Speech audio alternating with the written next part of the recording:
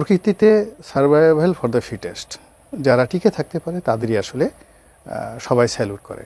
এখন বাংলাদেশে জোয়ার চলছে, নির্বাচনের জোয়ার। সেই নির্বাচনের জোয়ার মানুষ ঊর্ধ্বগামী হবে। আওয়ামী লীগের ছাড়া নির্বাচন, এটা প্রশ্নবুদ্ধ নির্বাচন হবে এবং এটা থেকে যাবে। তারেক রহমান সাহেব আসার পরে যদি প্রশাসন তার কাছে না যেত বা লোকজন তার সঙ্গে দেখা করতে না যেত, এটা হতো অস্বাভাবিক এবং মনে হতো আমরা পাগল হয়ে গেছি। এর কারণ হলো, আমরা বলি লেভেল প্লেয়িং ফিল্ড, খেলার মাঠটা সমতল। কোথাও কখনো খেলার মাঠ বা যুদ্ধের মাঠ সমতল থাকে না, এটা একটা ধারণা করা হয়। কৌশলগতভাবে যে যার মতো করে মাঠটিকে গুছিয়ে নেয় এবং সেখানে যেটা হয়, আপনি দেখেন প্রকৃতিতে দেখেন কোনো ফসলি জমি, নদী, নালা, পাহাড়, পর্বত কোথাও সমতল নেই। তো এই যে আমাদের যে ভূমির ল্যান্ডস্কেপিং আছে বা সমুদ্রের ল্যান্ডস্কেপিং আছে, সেখানে নিচু জায়গায় যখন অধোগামী হয়, ভাটার টান আসে, তখন মানুষ নিচে আসে, পালানোর জন্য হয়। আর যখন মানুষ আবেগ চলে আসে, জোয়ার চলে আসে, তখন মানুষ ঊর্ধ্বগামী হয়। এখন বাংলাদেশে জোয়ার চলছে, নির্বাচনের জোয়ার। সেই নির্বাচনের জোয়ার মানুষ ঊর্ধ্বগামী হবে। তারেক রহমান সাহেব আসার আগে এই জোয়ারটি ছিল জামাতমুখী। সবাই তখন জামাতের আমিরের দিকে তাকিয়ে শান্তি পেতেন, মনে হতেন তিনি আকাশের পূর্ণিমার চাঁদ। মগবাজার মিন্স একটা তীর্থকেন্দ্র। রেল লাইন পার হলেই, তারপর শেষে আলফালা বিল্ডিংয়ের কাছাকাছি গেলেই মনে হবে যেন কিসের একটা গন্ধ আসছে, আতর, গোলাপ সেন্টের গন্ধ আসছে, পবিত্র পবিত্র মনে হতো। তার আগে, অর্থাৎ জামাতের এই যে জোয়ারের আগে, এই জোয়ার ছিল এনসিপির জোয়ার। তো সেই এনসিপির যারা কর্তা ব্যক্তি, সেই অফিসে বিএনপির বড় বড় নেতারা কি যায়নি? আসিফ মাহমুদ সজীব ভুঁইয়ার সাথে দেখা করার জন্য বিএনপির অনেক বড় প্রেসিডেন্ট মেম্বারে গিয়ে বসে থাকতেন। এটা হলো বাস্তবতা। তখন এনসিপির জোয়ার ছিল। এনসিপির জোয়ারের আগে সমন্বয়কদের একটা জোয়ার ছিল। কোনো মতে একটু সমন্বয়কদের নাম লেখাতে পারলে তার যে কী দাপট, উপজেলা অফিস থেকে শুরু করে জেলা অফিস, ভূমি অফিস, চট্টগ্রাম বন্দর, বিভিন্ন কাস্টমস হাউস, সব জায়গাতেই কিন্তু এই সমন্বয়কদের একটা গ্রুপ তারা সেখানে ছিল।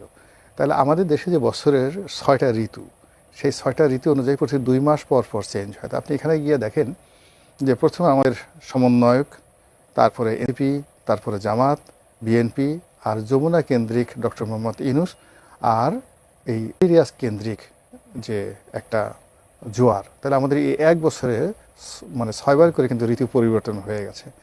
এটাই স্বাভাবিক। এখন বাস্তবতা হলো কি, প্রকৃতিতে সার্ভাইভাল ফর দ্য ফিটেস্ট, যারা টিকে থাকতে পারে তাদেরই আসলে সবাই স্যালুট করে।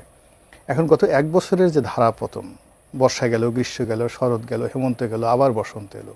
এখন এই নির্বাচনের সময় যে প্রকৃতির যে বসন্তটা, এটা প্রকৃতির ইচ্ছায় বিএনপির কপালে জুটে গেছে, অথবা বিএনপি ক্যালকুলেশন করে এই সময়টিকে তাদের পক্ষে নিয়ে এসেছে।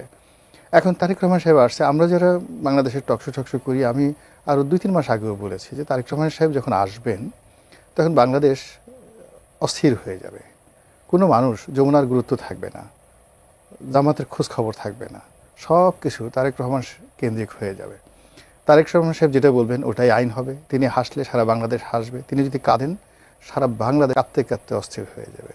সারা টেলিভিশনের যত সাংবাদিকরা রয়েছেন তার কর্মকাণ্ড মনিটর করবে এবং সমস্ত টেলিভিশন ক্যামেরাগুলো দিন রাত 24 ঘন্টা আয়দার সামনে এবং যাকে বলা হয় তার কর্মক্ষেত্র, যেটা চেয়ারপারসনের অফিস, সেখানে থাকবে। এবং সেই ঘটনাই কিন্তু এখন ঘটছে।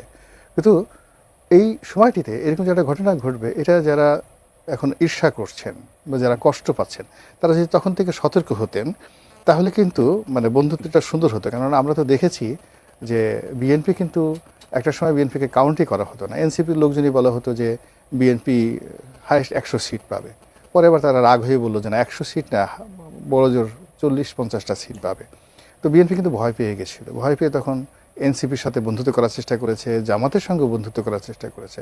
তখন তারা বলছে দ্যাট এদের সাথে করাই যায় না। তারা নিজেরাই সমস্ত ইসলামিক দলগুলোকে করে সে সরোয়ার্দী উদ্যানে সবাইকে নিয়ে এসে বিশাল সমাবেশ করলো এবং সেই সমাবেশ করার পরে মনে হলো যে আসলে জামাতই দেশটি চালাচ্ছে। এখন বিগের চাকা বিএনপির দিকে চলে আসছে। এই জন্য মানে দুঃখ করার কিছু নাই, নতুন করে আবার তারা শুরু করতে পারে এবং এটাই বাস্তবতা। তাদের মধ্যে অস্বাভাবিক কিছু নেই। আওয়ামী লীগের ছাড়া নির্বাচন, এটা প্রশ্নবুদ্ধ নির্বাচন হবে এবং এটা থেকে যাবে। এটা যেমন সত্য, আবার একই সঙ্গে আওয়ামী লীগ জুলাই যে গণ অভ্যুত্থানের মাধ্যমে একটা পরাজিত শক্তি, একটা পরাজিত শক্তি মূল রাজনীতির যে স্ট্রিম, সেই স্ট্রিমে ফিরে আসার জন্য একটা ব্রিদিং টাইম দরকার। তো কাজেই এখানে তাদেরকে ছাড়া নির্বাচনটা যেভাবে মানে গ্রহণযোগ্যতা পাবে না, আবার একই সঙ্গে তাদেরকে মাঠে এই মুহূর্তে আনার মতো ঝুঁকি কোনো সরকারই নিতে চাইবে।